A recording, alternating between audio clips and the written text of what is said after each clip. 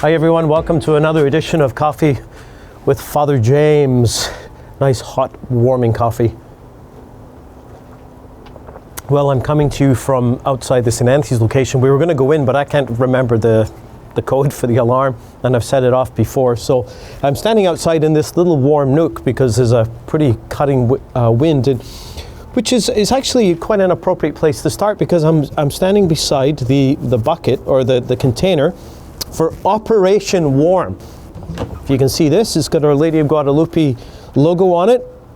This is our winter coat collection point, and I want to say that it's been quite incredible what's happened. We've had a donation of 150 good quality, good condition winter coats, and a donation of $3,000 so far through the gift catalog towards winter coats. I mean, and from other sources as well. So that's incredible. Jen's going to be meeting this weekend with community leaders to help distribute those coats to people in the community who need them, because I can't imagine coming through here today if I didn't have my winter coat. So I'm very grateful for this winter coat. I'm also here on location because I want to give you an update about the partnership we're doing with the diocese around the crisis shelters. So more on that in a few minutes. But I'm holding and being warmed by my Our Lady of Guadalupe coffee mug. No, not Our Lady of Guadalupe Parish coffee mug, just a kind of a generic Our Lady of Guadalupe, because this weekend, this weekend is the feast of Our Lady of Guadalupe, which falls on December 12th. Now this year, Sunday is December 12th. So what happens liturgically, whenever a feast day, unless it's a high feast day of the Lord, something commemorating the life of Jesus, normally what happens is if any other feast day falls on a Sunday, is basically obliterated. We skip over it for the year, because Sunday is the highest feast day. It is a day literally of feasting. It's the day of the resurrection. It's the feast of the resurrection. So Sunday is Sunday. Sunday is always Sunday. But Sunday is also December 12th, which would be the feast day of Our Lady of Guadalupe. So here's what's going to happen. On Saturday, the day before, we're going to celebrate it as a parish. And we're going to have a Mass at the St. Peter's location at 10:30. It will be live streamed. Now, something unique about this gathering is that we're going to be joined with by a group that exists in the diocese, actually beyond the diocese. It's an organization called Weekend of Grace, a group of women who organized weekend retreats once a year in Halifax, and women would come from all over the maritime provinces for that weekend. It actually started when I was pastor at St. Thomas Aquinas Canadian Martyrs Parish. I was one of a number of people who helped to get that going, and over the years leadership stepped forward to host these weekend retreats, from which there was great fruitfulness. So what's happening is the Weekend of Grace group is actually winding down. They're going to be, in a sense, putting their ministry on hold. And so they asked if they could come and join us for Mass. And there will likely be some people from outside of our parish coming. And it's going to be, first and foremost, the feast day of our parish, but we're going to be joined by this outside group of people. And one of the reasons why this is significant and why they asked to come to St. Peter's Church in particular is because the image that now hangs above the chair in the white curtain, the image of Our Lady of Guadalupe that we got framed, was actually donated by the Women of Grace who put on the Weekend of Grace. So the very organization who are going to be with us actually donated that image, the image of our parish. And there's going to be another gift of another image of Our Lady of Guadalupe that they're going to be making. So that's this Saturday at 10:30. All are welcome. Please come and join us. Now, another reason for having Our Lady of Guadalupe mug is just a reminder of our new parish identity, that we are Our Lady of Guadalupe Parish, that now encompasses 4 former locations, 5 former communities, because we want to remember the Polish community as well. And part of the vision going forward, as we've been speaking about in the preaching series, Overflow, is the fact that our parish now includes the lowest income area, the highest poverty area this side of Montreal, and it's right in our parish, right here in North End, Dartmouth. And part of our vision of how to use our locations and our buildings going into the future is about our need to respond to the needs of the poor, to those on the peripheries. And we've already had, on a few occasions, a bit of a tour of this location. You know that we've got the House of Hope, a community house for men recovering from addictions. We've got the food bank partnership. We've got the furniture bank. We've got community chaplaincy working out of the basement. And we're continuing to look ahead to see what are the other partnerships that we can form.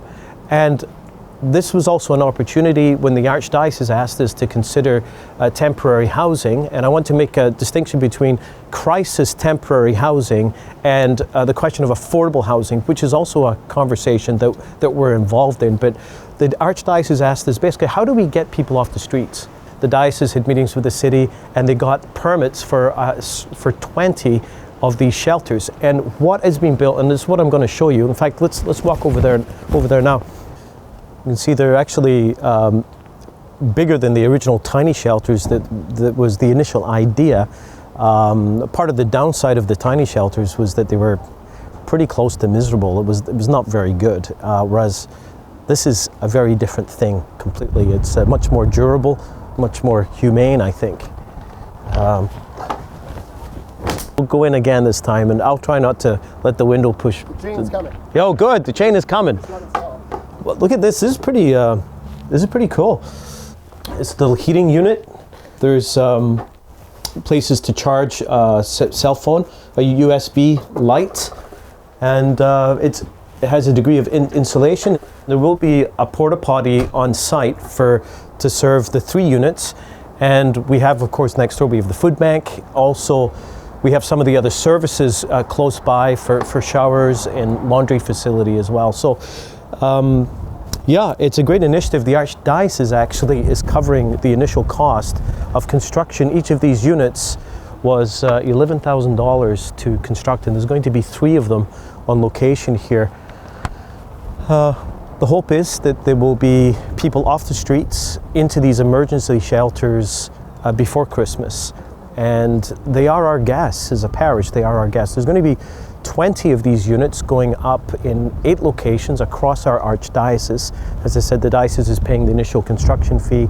They're going to be looking to do some crowdfunding to get that money. And the diocese is actually also covering the cost of the porta potties as well for all the locations. What can we do as hosts? We can help to welcome the people who will be living here. They will be our guests, to support them in different ways, to get to know them even. So that's a little bit about what's happening here with these temporary shelters. You know, one of the things that we wanted to reflect, I'm just going to lean against the wall here, out of the wind. It's actually very warm in there.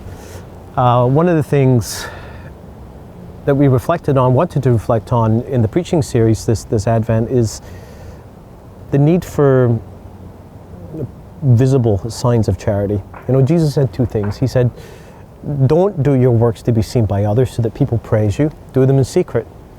Don't let your right hand know what your left hand is doing. But he also said, let your light shine for everyone to see so that they may give glory to your Father in heaven. Now here's the difference.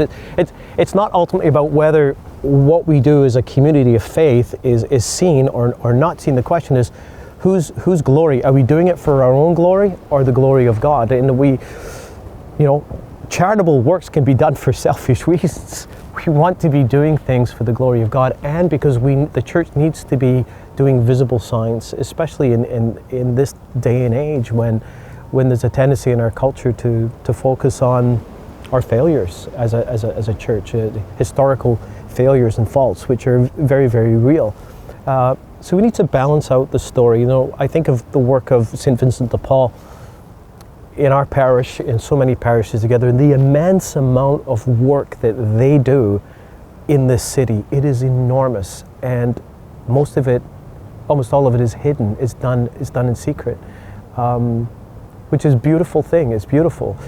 But we also need visible signs that as a church we're responding, and these temporary shelters are a part of that. So whether it's the temporary shelters, whether it's the coats, I see someone dropping off more coats, which is incredible. whether it's the meals that are going to be prepared this weekend at the parish centre and distributed to people.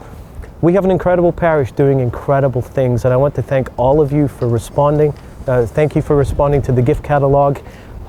It's been quite incredible. Anyway, it's time for me to get out of this cold. We'll see you next week. God bless.